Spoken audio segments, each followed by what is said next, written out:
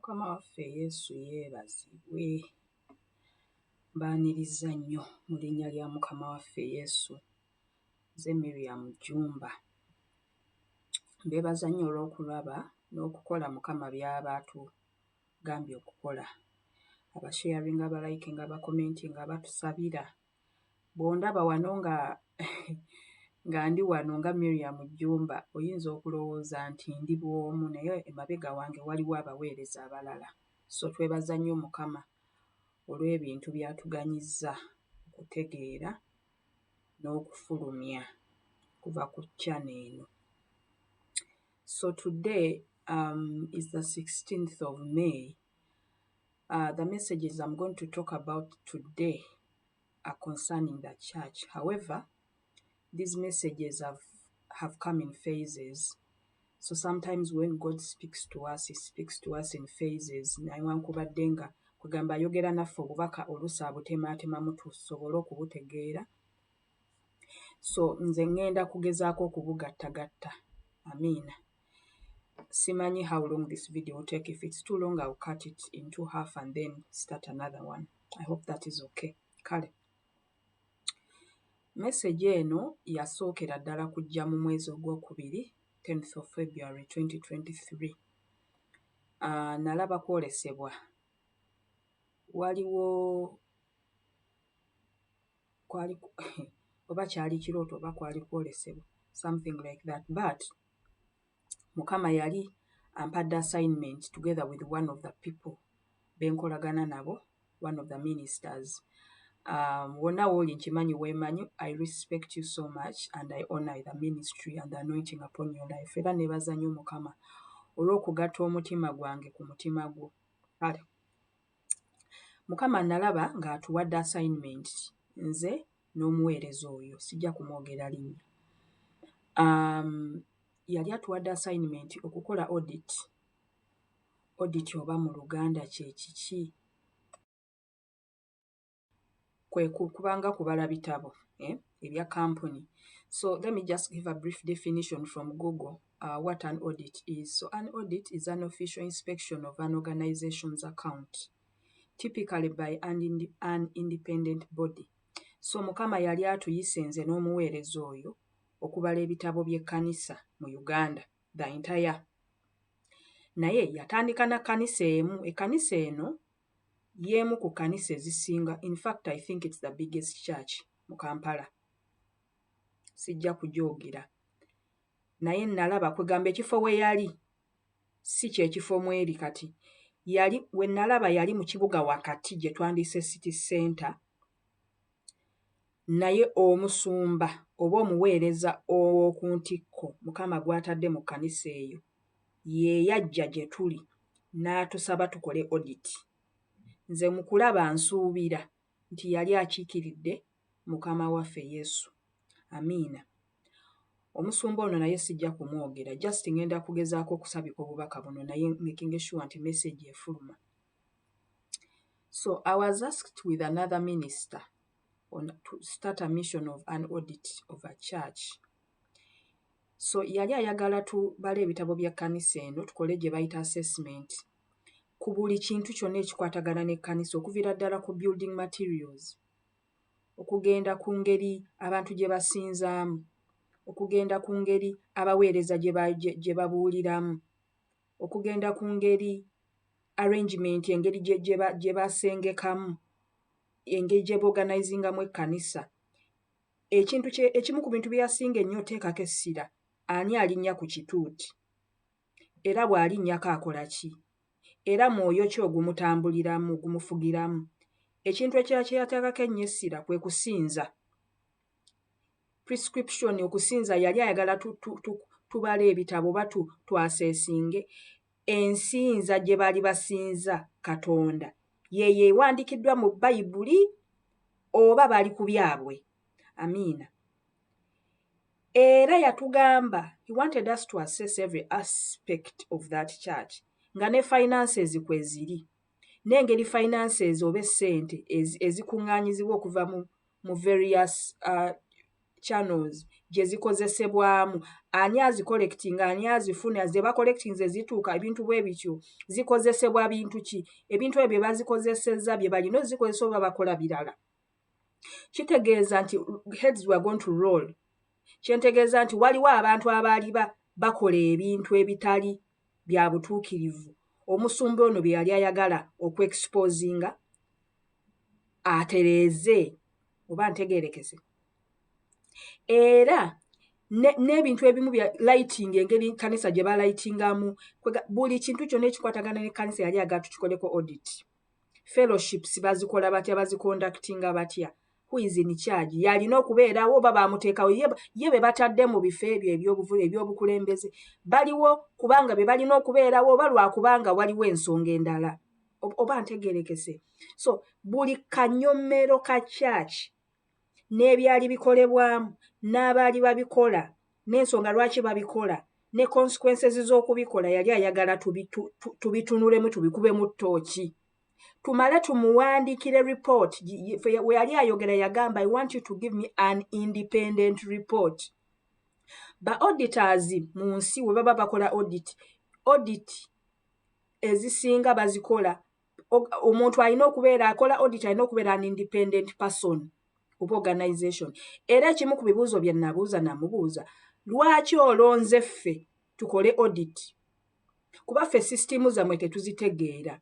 Bw'ati we yatuddamu yagamba, because you are independent, mujja kubeera impartial, mujja kubeera objective, kubanga mwe temuli mu system munda, kijja kubanguyira okubeera nga muwa analysis oba muwandika report nga teyeekubidde side. Oba ntegeerekese, kuba mwe temulina kye mukifunamu. Temufunamu we muwandiika report, temulina kwegamba gwe muttira ku liiso kubanga ene kanisa si gye musabiramu, ate temulinaamu interest mu kintu kino. Ze mbayise as an independent like assessors. So y'ensonga gye yatuwa. Era bwe twatuuka, kambabulire ebimu ku bintu bye nalaba. Ekisooka, waliwo kye bayita palpable anxiety, ng'olaba abakulembeze abalala ab'omu kanisa, nkugaye kanisa yali nnene, so yalimu abasumba abawera, abakulembeze n'abaweereza abalala, nga bonna bali ku bunkenke kubanga bateekwa okuba balina ebintu bye baali bakoze nga batya okubikola ki? Okubikubamu ttooki. Kati baagezangako nnyo okuwulira emboozi ze tunyumya, kuba twali tuyimiridde somewhere mu kifo kyali kyekusifu, twaliwo basatu, naye nga bagezaako nnyo okuwulira emboozi gye tukola ki? Gye tunyumya. Era omusumba oyo, omwami oyo n'atugamba, mubalaba nga bw'abasonga mubalaba, kati baagala era kukola ki? Baagala kuwuliriza bye twagala, bye tudiscussinga, so that they go and clean up their mess nga tetunnaba kubamu ttooki. Balina bye baagala okukweka. N'agamba naye temubatya, I'm going to protect you. Mwe munkolera omulimu gwe mbaleese okukola ki? Okukola. So there was a lot of palpable anxiety. There are lots of people who are unhappy about what this audit would expose, and they stood to lose a lot. Benjogerako bakulembeze bakanisa mu Uganda. Amina. Bino ebintu byenjogera sibisabirangako, Mukama yandagabirage. Aha. The leadership was not party to our discussion because pastor omukulu ow'okuntiko nannyini kanisa yali tabeesiga. Era mu kwogera yagamba mbu bagezezzaako nnyo okublockinga reforms zonna zagezezzaako okuleeta, yaziyita reforms oba enkyukakyuka ez'obulungi zagezaako okukola, bamublockinze. Abantu abalala babadde aleeta okuyambako okulongoosa ebintu mu kkanisa ebibadde tebigenda bulungi, either nga babasuula ku sayidi yaabwe oba nga babalemesa ne badduka. Kati ng'alinga ng'agamba amagi gange gonna ngatadde mu kisero, mwe benneesize munyambe mutaase ekkanisa. Amiina. They felt threatened by our presence and tried to eavesdrop and get ahead of the curve. Naye pastor teyabaganya, omukulembeze waabwe teyabaganya. He wanted us to independently recommend the changes or the reforms. He decried the rot in the church. Kwegamba yali yeetamiddwa ekivundu ekyali kiri mu church n'ebyemizizo ebyali mu kanisa ng'ayagala kubijjawo. naye nga yeetaagayo abantu abava ebweru abali ekisitaana abasobola okubeera nga bayimiridde ku magulu gaabwe abiri basobola okwogera amazima nga bwe gali nga tebajja kubikkirira muntu yenna. Era n'atugamba bwe tuwandiika ripooti tugiwandiike nga tetwekubidde bye tulabye bye tuba twogera, bye tuwulidde bye tuba twogera. Kwegamba ffe tukola analysis eyaffe as independent auditors tumuwe ripooti. Era n'atugamba buli kye munaawandiikamu as a recommendation ngenda kukikola bwe yatugamba.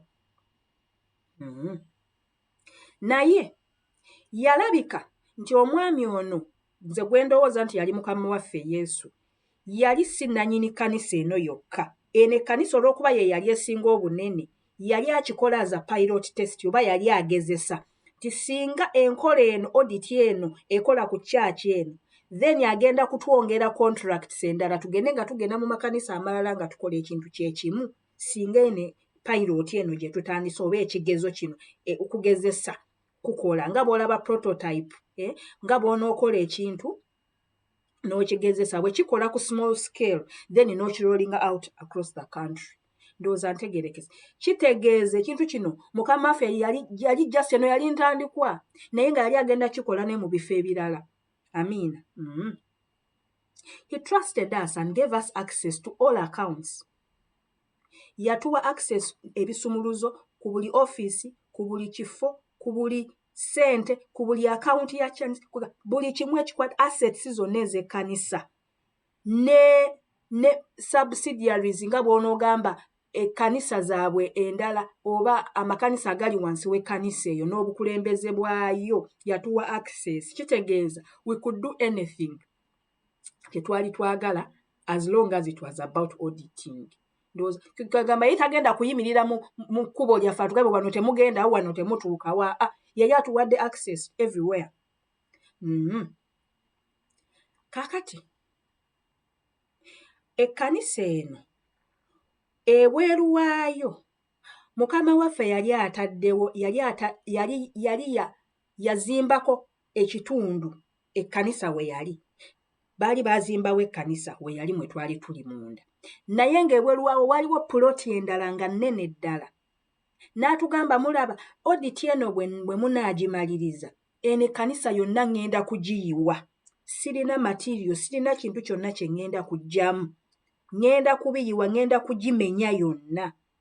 Puloti eno eri ebweru gye mulaba n'atulambuza kuba yafuluma ebweru n'atulambuza n'atugamba wano we ŋŋenda okuzimba ekkanisa empya ng'eyimidde ku principles empya, ku principles entuufu, ku musingi omutuufu ng'alinga agamba nti ŋŋenda kuggyawo kino ekikadde nteekewo ekipya. Naye nga kibeesinga ku recommendations oba principles ze mujje mu audit tusobole okuzimba nga bw'onooga ŋŋenda kukiyiwa kino kyafa kivundu ŋŋenda kukiyiwa nteekewo ekintu ekipya. Kitegeeza abakulembeze bwe twali tujja omugamba nti oyo omukulembeze muggyeewo yali tagenda batwala mu kyaki eno empya oba ntegeerekese. Omukulembeze gwe tulikomendinga ne tumugamba ono ajja kukola ajja mukozesa omuweereza yenna ndowooza ntegeerekese. So basically yatwesiga tukole omulimu guno. Naye nga bwe nkugambye waaliwo okusika omuguwa abaali mu bifo ebinene abaali bafuna mu kintu kino abaali basaifoning ababba ssente abakolakola emivuyo ababuulira enjiri ey'obulimba n'ebirala abaali bakolakola emivuyovuyo baali batidde olwedde lwa nsonga ffe twali tetugenda kubattira ku liiso. Amiina. Kankikomye wano. Bayibuli eyogera etya? Bayibuli eyogera mu Mark chapter 2 verse 22. Mark essula ya 2:22 egamba mbu temusobola kuteeka mwenge musu mu ddiba ekkadde. Temusobola kuteeka new wine in an old wine skin lwa nsonga omwenge gwalinga gwexpandinga. Kati nga bw'oteeka omwenge omupya mu ddiba ekkadde, eddiba ekkadde lijja kukola ki? Lijja kwabika. Kye yali akola yali tasobola kukwata bintu byajje mu kkanisa eno evundu ekkanisa eno eyonoonesa ate abiteeke mu kkanisa eno empya gy'ayagala okuzimba. Yali ayagala kukola ekintu kipya. Amiina. Kansooke nkikomye awo. Ebibuuzo bye bino. Ekibuuzo ekisooka. Olowooza lwaki mukama waffe yali ayagala abantu abavudde ebweru bwe baba bakola audit? Nkugambye because we are independent, we are going to be objective. That's why he wanted people from outside of the system. The sirina kanisa siri musumba siri I'm not anything in any church. So lwansonga eyo nali nina objectivity nga nja kyendabye kyenja okwogera sijja kwekubira side. Ndowooza ntegeerekesa. Ekyokubiri, ekimu ku bintu njagala I want us to give us small examples. Ngenda bawayo ebimu ku bintu byendaba mu kanisa essaawa zino mukama waffe byansongeddeko during these months. Mbibabuulire mu birabe ngenda just kubimensioninga mmwe mwekeberera abasobola okukola research mwekolere research. Mumanye nti ekkanisa teri bulungi. Amiina. Ekisooka, ani gwe tuganya okulinnya ku bituuti byaffe? Who do we permit to step on our pulpits? Ani alinnya ku bituuti byaffe? Ekisooka, mulabyeko abannabyabufuzi nga tubaganya okulinnya ku bituuti byaffe? Mukirabyeko? Kale, muyinza okuba amakanisa agamu temugamanyi. Mulabyeko, olaba ngenda kuwa example. Bannayuganda tutera nnyo okulonda mu January. Naye campaign zino zazitandikanga mu November weewatyawo. December 31 tubeera nnyo mu bisaawe, mu stadiums, mu makanisa na biki tugather. Ekibuuzo tuba tugenze kukola, tuba tugenze kusinza, si kyekyo? Kitegeeza ekifo ekyo kibeera kitukuvu oba kiri mu stadium or wherever. Ekibuuzo, temulabangako bannabyabufuzi nga bayimiridde ku bituuti nga bawa ekkanisa amabaasa aga brown, nga bawa pledges, nga bakola campaign ku kituuti? Ekituuti ekirina okuyimirirako abaleevi ne bakabona ne tuteekako bannabyabufuzi. Mbuuziza kibuuzo, ewammwe muba tebiriiyo fine. Naye nze I'm just giving you examples. Ekyokubiri, you often mwali mulabyeko fashion shows. Fashion show mu kkanisa munda ne bayimirira ku kituuti nga boolesa emyoleso gy'emisono n'okwewunda. Mwali mukirabyeko? Wangi ebimu baabamu balina ne TVs ne radios na biki, babiraga live abantu ne batuula naye ng'ekibatuuziza mu sitting room zaabwe wherever nga bali mu kulaba fashion show eri mu kanisa munda. Abaana ab'obuwala n'ab'obulenzi nga balaga emisono bali mu kanisa munda mu kifo ekitukuvu we booleseza emisono. Mwali mulabye talent competitions, empaka z'okuyimba, z'okurapinga, z'okuactinga, mwali mubirabyeko mu kanisa munda nga abavuganya nga bali ku kituuti kwe bayimiridde? Mwali mukirabyeko? Kambabuuze, bwe tuba tugenza okusinza oba nga tugenza okukuŋŋaana mu makanisa gaffe, wherever you kukuŋŋaana, wherever, bwe tuyita abayimbi aba gospel, sigenda kwogera ku bayimbi abatali ba gospel, muba muyise baaki? Muba mubayise kusinza oba ku entertaininga? Waliwo enjawulo wakati w'okusinza ne entertainment. Those are two different things. Era omuyimbi oyo bw'ayimba n'ava ku kituuti, owulira ngo weeyongeddeyoko mu kubeerawo kwa Mukama oba owulira just ng'okyamuse? Omanyi, sometimes we confuse. Kati kankubuulire, waliwo ebintu bye tukonfuse. Omanyiza ebintu bino bagambye mmaze emyaka mingi mu church, kati ebintu ebimu I can see the differences nziraba mangu kubanga nze nduddemu. Kati mwaba akayingira ekintu muyinza okuba temukimanyi, and sometimes you think it is the normal. Mukama waffe Yesu agamba atya nti ennyumba yange enaabanga nnyumba ya kusaba. Ennyumba yange enaabanga nnyumba ya kusaba.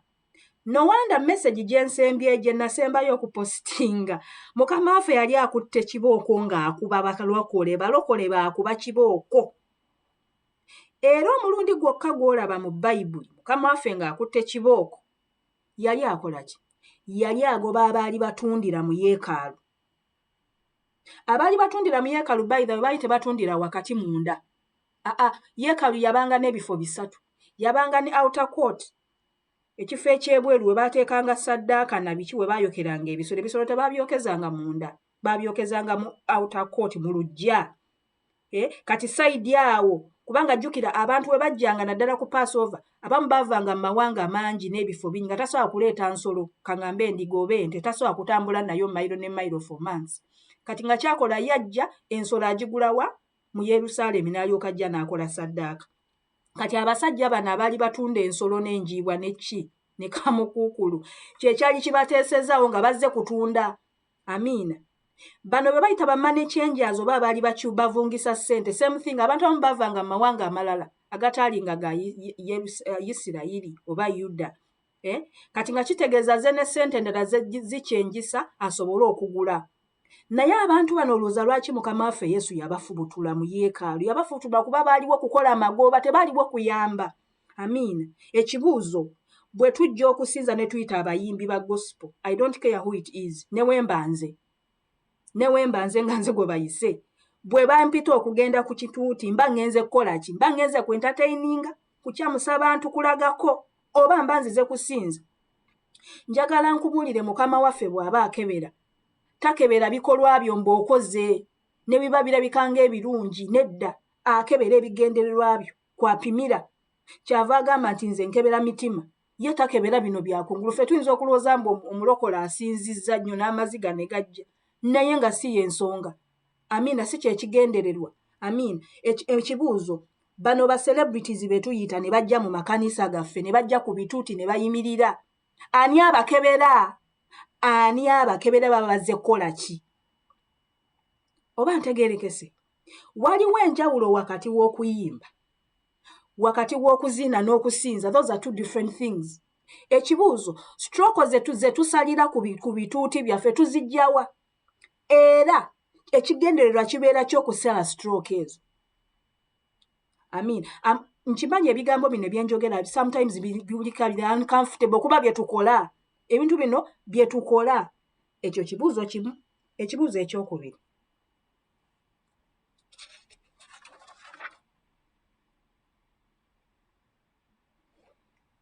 what are pagan celebrations and idols doing in our churches?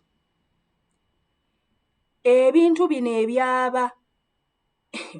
eby'abannamawanga oba eby'abakaafiri abatatya Katonda oba eby'abasamize, ebifaananyi bino bikola ki mu nnyumba ya Mukama? Bikola ki? Ngenda kubaawo example. Omanyi kati Sitaani mugezi. Abantu abasinga banyooma Sitaani, and I'll keep saying this. I know some people do disagree with me, which is fine. Abantu abamu banyooma Sitaani balowooza Sitaani musiru talina magezi, balowooza Sitaani ali weak. Sitaani si musiru. Sitaani si munafu nga bwe tulowooza. Akimanyi nti we tunaayita omuyimbi, for example, omuyimbi wa secular, najja mu church, it will cause outrage. So kyakola akwata ebintu ebirabika ng'ebirungi, ekintu ekibi akikwata n'akisabika. Bw'akisabika n'alyoka akituleetera kitwanguyira okukikkiriza. And we've normalized it. Ngenda kubawo examples. Neebuuza, lwaki tetusoma, lwaki tetukola ku research kutegeera bintu bino? Kubanga ebisinga ebintu bino bye tuteeka mu makanisa gaffe, they are plain, it is idolatry, busamize bwennyini, kusinza bifaananyi. Naye tubikola mwaka ku mwaka, and nobody comes out to question these things. Bino bye bintu Mukama byakola ki? Byatubanja ng'ekkanisa y'ensonga lwaki yakuta ekibooko n'atufulumya. Amiina. Ngenda kubawo example. Easter tugimanyi oba gye tuyita Pasika. Mwe mulowooza ebyo ekigambo Easter Easter mwali mukirabyeko mu Bayibuli.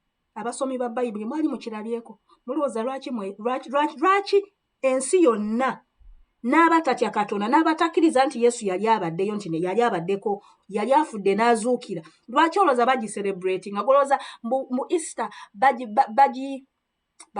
bakiyita batya mu Luganda? Olowooza Easter bagicelebrating lwakubanga Easter tebangako about Christ. Easter has never been about Christ. I mean, it has never been about Christ. In fact, bw'oweetegereza, Easter baatandika okugijaguza nga ne Yesu tannabeerawo, tannajja. Mu Bayibuli mwebiri. Naye olw'okuba tetwagala kusoma, tetwagala na kukola research, tumala gakola bintu olw'okuba twabisanga babikola. Amiina. ngenda kubawaayo just examples. Nye ebintu bye ngenda okukoonako bitono mpola speed kubanga research mungi gwe mulina okukola okutegeera ebintu bino, okubisimaasima okutegeera. Easter, obubonero bwa Easter bakozesa ki? Bakozesa amagi. Bakozesa akamyu, rabbit oba bunny. Amiina. Bino ebintu Easter kiva mu kigambo Easter. Kiva mu goddess oba katonda omukazi ow'olutalo n'ebyokwegadanga. Amiina. Mu mawanga amala mu culture civilizations endala zaakyusa amannya, naye nga fundamental principle y'emu, fundamental omusingi gwe gumu tegukyukanga. Amiina. So ebintu bino Sitaani kye yakola yabikwata n'abiyingiza mu kkanisa ne tubikkiriza. Amiina. Naye nga bwe nkugambye, bino ebintu bino baatandikanga okubijaguza nga ne Yesu tannabeerawo. Kati ekibuuzo lwaki tukwata celebration z'aba basamize ne tuzireeta mu kanisa ne tugamba kuno kwe kuzuukira kwa Mukama waffe Yesu. Amiina. Oba ntegeerekese. Bayibuli weeba eyogera ku kuzuukira kwa Mukama waffe Yesu oyogera kusembera. We munaanywanga omusaayi gwange ne muli omubiri gwange munanzijukiranga. You remember the death and resurrection. Tatugambangako mutukwateyo olunaku. Bayibuli teyogera nko mumukwateyo olunaku mu luteekewo ng'olunaku olw'okujaguza okuzuukira kwa Mukama waffe Yesu. Amiina. Era bw'onoosoma endagaano empya gye tutera okwekwasa, tojja kusangamu kanisa yeekutte wamu mbu bakole ki bajaguze Easter. Tekiriiyo. Bino ebintu omusingi gwabyo guli mu busamize. Amiina. Bino ebintu mbyogera kubanga mmanyi ge mazima. Kati gwe oba toyagala kubiwuliriza fine, naye Mukama abivunaana. Amiina. Christmas tebeerangako about Jesus. Tebeerangaka. Kati ngenda kuwa just ekyangu ekiyinza okwanguyira okutegeera. Christmas mpozi bagijaguza mu December nga 25, si kyekyo? Bw'otunuulira Jewish calendar, Yesu, omanyi Katonda akola ebintu atambulira mu seasons, tamala gaggwa, tamala gakola bintu ngaffe abaana b'abantu. Bw'otunuulira Passover mu kitabo ky'Exodus, njoza kiri chapter 12, bw'otunuulira Passover, Mukama agamba Musa bali omwana gw'endiga, basiige omusaayi ku mifuubeeto gy'ennyumba zaabwe. Amiina. Ye Passover ye yasunyoza, ye Passover yasookera ddala, eri written as Passover. Amiina. Yali mu mwezi around March, April. Amiina. Bw'ojja mu kuzaalibwa kwa Mukama waffe Yesu, March, April. Let March ale April, because Passover is not one day, it is a season, it's like a month. Nnaku ziwerako. Era wolaba Passover tebagicelebrating nga lunaku lumu, yalinga I think some days nzo zaali oba ennaku nga 14 bwe zitwaza season. Teyalinga lunaku lumu. Yesu season we yazaalibwa era ye season gye yalina okufiiramu kubanga ye mwana gw'endiga. Is the Passover. Amiina. Bayibuli weyogera egamba mbu abasumba baali bweru nga bakuuma ebisibo byabwe. Weebuuze lwaki abasumba baali bweru? Oza buli season yonna bwe kiro kyonna baabeera. Kati kankubuulire, Passover abasumba ensonga lwaki baali bakuuma endiga zaabwe? Ezo endiga ze baali bakuuma mu Yerusaalemi, manya mu Beserekemu, zaali endiga ze bazaalidde mu kiseera kya Passover. Era zezo endiga baazibreedinganga specifically nga zigenda kukozesebwa mu temple worship nga saddaaka. Kati waliwo Abaleevi bano bashepherds be bagamba bashepherds, tebaali bashepherds ba bulijjo. Bw'onoosoma ebyafaayo nga bwe nsuubira bw'ojja bisoma, ojja kutegeera nti abantu bano be bayita bashepherds, abalunzi, abasumba, baabanga Baleevi naye nga bali trained okulabirira endiga zino, okuzizaalisa. Kuba endiga bwe yazaalibwanga Bayibuli egamba mbu baagiteekanga mu ngoye, swado baagiteekanga mu bigoye, mu ngoye ebeerewo omu, kubanga season yali yaki? Yali ya mpewo. Ebiseera ebyo empewo teyabeerangayo mu December mu Isirayiri, yabeerangayo March, April. Amiina. Ekiseera kya Passover ate we waalinga empewo. Amiina. So endiga zino zaalinga zeetaaga okukola ki? Okuteekebwa mu bugoye buno ate ereme kubeerako ne injury kubanga nkugambye saddaaka zino endiga zino ze baabreedinganga nga za saddaaka teyalina kubeerako bulema bwonna. Kitegeeza baagirabiriranga endiga eno enkazi byerya ezaala ddi akaana we bakafuna ne bakateeka mu bugoye kabeerewo mu kaleme kufa kaleme funa injury. Gye bayita menja ky'owulira kye bayita menja kyabanga kifo. It was like a building. It was a building. Ekifo ekyo kyalinga specifically nga kituweereddwawo okureceiving endiga zino ezaaleetebwa. Era baamalanga okuzeexamininga ne balyoka bazitwala e Yerusaalemi. Kati Yesu yazaalibwa mu kiseera ekyo kyennyini. Amiina. Kyova olaba bagamba abasumba. Bayibuli egamba mbu baabagamba mujja kusanga omwana nga akoze eki? Nga ali mu mmenja akoze bw'ati ne bw'ati ne bw'ati. Abasumba bano tebaalina kunoonya bifo birala. Baali bamanyi mmenja we ziri kubanga gwe gwali omulimu gwabwe. Era Bayibuli egamba mu ne batambula ne bagenda ne bakola ki ne basanga omwana ne maama ne Yusufu. Amiina. Ebintu bino tebyaliyo mu Desemba. Bino ebya Desemba babalimba. Ebintu oba nkinyonnyole nti ebintu bino bigazi nnyo nnyo. Naye ky'olina okumanya nti bino ebintu simanyi bya Ssekukulu Poteya tebirina, they have nothing to do with Christ. Kati bakola bwe bati. Mulaba gye bayita Christmas tree.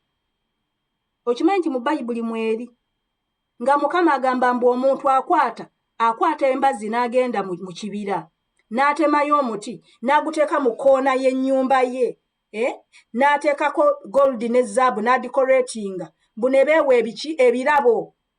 Amiina. Mulaba emunyenye eyo ebeera waggulu. Emunyenye ebeera gye bateeka ku Christmas tree. Ekibuuzo emunyenye eyo etegeeza ki? Abamu bagamba Star of David. Star of David mu Bayibuli teriiyo. Emunyenye yatandika mu mulembe gwa Sulemaani. Sulemaani bwe yawasa abakazi abangi abaamuleetera okuva ku Mukama waffe n'ava ku kkubo lya Mukama era kyekyayuza n'obwakabaka okuva mu mukono gwa mutabani we kusinza bakatonda balala. Gye bayita Star of Solomon yava mu byabusamize. Kati ye munyenye gye bateeka ku Christmas tree. Ne tuzikwata Christmas tree ne tuzikwata ebintu by'abasamize ne tubikwata ne tubiteeka mu makanisa wakati. Ne tukola decorations ne tuteeka wansi ebirabo ne tuteekako emunyenye ne tugamba Yesu azaaliddwa. Amiina.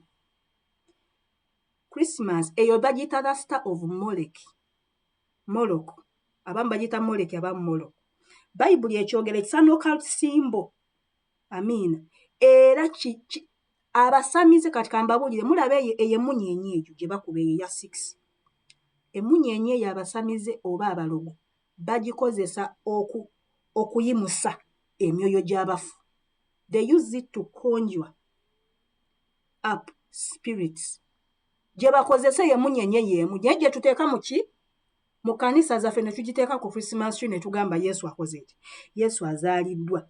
Musome ngenda bawayo just example ndoza tusomeyo ekyawandiikibwa kimu. Let me read Amos chapter 5 verse 26. You have lifted up the shrine of your king, the pedestal of your idols, the star of your God, emunyenye gye njogeddeko, which you made for yourselves. Kangisome mu Luganda. Weewaawo mwasitulanga Sikusi kabaka wammwe ne Kiyuni ebifaananyi byammwe emunyenye ya Katonda wammwe bye mwekolera. Nkwadde just example. Bw'oba ofuna obudde ojja kusomako Bayibuli eyogera ku Moleki Katonda oyo Katonda w'Ababayaali na biki ojja musoma. Batandika okumulabula ku Bayisirayiri mu kitabo ky'Abaleevi. Oyo Moleki Katonda bamusaddaakiranga abaana naye nga babookya. Bayibuli kyeva egamba nti temuyisanga abaana bammwe mu muliro kulwa Moleki. Amiina. Yekyo Katonda kye kimu. Amiina. So soma Baleevi essula 18:21. Leviticus 18:21. Osome ne ku kabaka Solomaani bwe yayonoona ku lw'ekintu ekyo kyenjogeddeko kyenjogedde idolatry na biki. Bassekabaka ekisooka 11:5. ojja kulaba engeri Sulumani gye yayonoonamu. Amiina. Ensonga ey'okusatu Mukama gy'akoonako y'ensonga y'obufumbo ne divorce mu kkanisa. Eyo sina na ngeri gye ŋŋenda ginnyonnyolamu. Amiina. Ebintu by'obufumbo ne divorce twabikola bwe tuti. Bannaaye Katonda takola kusinziira ku feelingi zaffe. Katonda takola kusinziira ku feelingi zaffe. Obufumbo kifaananyi ekiraga ekkanisa ne Mukama waffe Yesu. Katonda kyava agamba nti ekyo Mukama kyagasse tewabangawo akyawukanya. Kitegeeza tewali agenda kwawukanya kkanisa na Kristo. Enjigiriza ekwatagana n'obufumbo n'okwawukana oba divorce mu kkanisa tulina engeri gye twagikola bwe tuti. Amiina. Bw'owasa omukazi n'otuuka nga tokyamwagala bulungi oba ng'alina issues ze tumanyi okwekwasa, oba omusajja ng'alina issues, osobola okumugoba n'olingizaawo omulala n'okyewaaniramu and nobody says anything. N'ofuna ne basapoota abasobola okujja ne bakwogerera. Amiina. Soogera kino kubanga nze ndi mutuukirivu, njogera ebintu Mukama by'atubanja ffenna collectively. Amiina. Amiina. Saagala Mukama sikakasa nti yali toweesiguliranga ku muntu mulala kyakugambye kubanga tebagenda kubibuuza ye, bagenda kubibuuza bw'oba oyingidde obufumbo obutukuvu. Amiina. Mukama agenda kukuvunaananga ggwe, tagenda kuvunaana mukulembeze wo by'ayogedde oba togenda kulabira ku gundi byakoze naawe obikole. Amiina. Ffenna Bayibuli yetufuga. Ntegeerekese. Waliwo ebintu ebirala sijja kubiyingiramu. Ebintu ng'okutunda ebyamagero mubimanyi. Abamu tebabitunda nti leeta ssente nkolere ekyamagero. Bateekawo embeera nga tosobola kugendayo nga tolina ky'otutte ne woba tolina waakiri weewole. Oba ntegeerekese. So, ebintu ebimu kankubuli, waliwo abantu bemmanyi. Nina abantu bemmanyi. Baaliko mu busamize edda nga tebannalokoka. Naye we bajja mu church, we bajja mu kkanisa, ebintu byennyini bye baalinga bakola eri bye balaba wano. Ne bagamba ye, tulowooza tuzze mu kintu ekirala, ekintu ekipya. Oba ntegeerekese. Waliwo ebintu bye tukola nga tubisaaba akazigo, tubisaaba omuzigo, naye nga at the core ensibuko yaabyo nga biri mu busamize bwennyini. Naye nga tewali abyogera. Ensonga lwaki Mukama ndowooza asigala avuna n'agamba mukole bwe muti. Waliwo ebintu banne Mukama byatubikkulira. Ebintu bino binene simanyi nange yakubinnyonnyola. Ebimu bikaabya n'amaziga. Amatu gano gawulidde ku bintu abantu abamu bye baŋŋambye be babakoze naye ng'abantu ababibakola bakulembeze banene sisobola na kubabotolera wano saagala kuswaza bantu. Amiina. Naye ng'akikola ne yeekaza n'akikola. Amiina. N'asigala ng'akikola omwana omuwala oba omuvubuka n'adduka buddusi mu kyaki ne yeeteggula ekibabu. Bannaye ebintu bino ate abamu ku mmwe mubiraba ne mubawolereza. Kankubulire, buli wawolereza omuntu akoze ekintu ng'okimanyi si kituufu olw'okuba mukulembezeewo, you are equal accountable. Amiina. Kubanga Mukama akola ki? Mukama atuyita okusala emisango, atuyita kubeera bakita batya. Ngenda kukisoma ano mu Bayibuli later on. Mukama atuyita kulumirirwa victims. Amiina. Si kusaidinga n'abaperpetrators abantu abakola ebikolobero olw'okuba balina ebifo olw'okuba nga batulinako influence. Amiina. Bannaaye eno ekkanisa si ya muntu yenna, eno ekkanisa ya Mukama waffe Yesu. Amiina. Nga mmaliriza paati eno, paati 1 eno. Ngenda kubawaayo obubaka bwe buno. Mukama agenda kusindika omuliro. Kintu kino kimaze emyezi nga nkisabira, nga nkirowooza, nga nkifumiitiza. Mukama mbagambye ampadde messages eziwerako naye nga zonna nze ngezaako kuzifunza. Amiina. Mukama agenda kuleeta omuliro, agenda kuganya omuliro gw'okubatiza. Omuliro ogubatiza gukola ki? Gujjawo impurities. Mu vidiyo eddako ngenda kubannyonnyola, ngenda kwongera okuexpandinga message eno. Amiina. Mukama agenda kuleeta, agenda kutusindikako mu ddungu. Ekkanisa egenda kuyita mu kiseera eky'eddungu. Kubanga atuweerezza obubaka, atuweerezza warning, atuweerezza okulabula okuwera for years, naye tugaanye, tweyongera mu bubi. Kati asazeewo olw'okuba ffe tetwagala kukyuka, ye agenda kukola, agenda kuganya. Eddungu lijje gye tuli, agenda kuganya. Kabaka gwe tutaamanya gy'atutwaleko mu buwaŋŋanguse, agenda kuganya omuliro gutugweko. Amiina. Atuggyemu obutali butuukirivu kuba kirabika ffe tulemereddwa okukola kye tulina okukola. Kale, Mukama waffe abampeera omukisa. See you in the next video.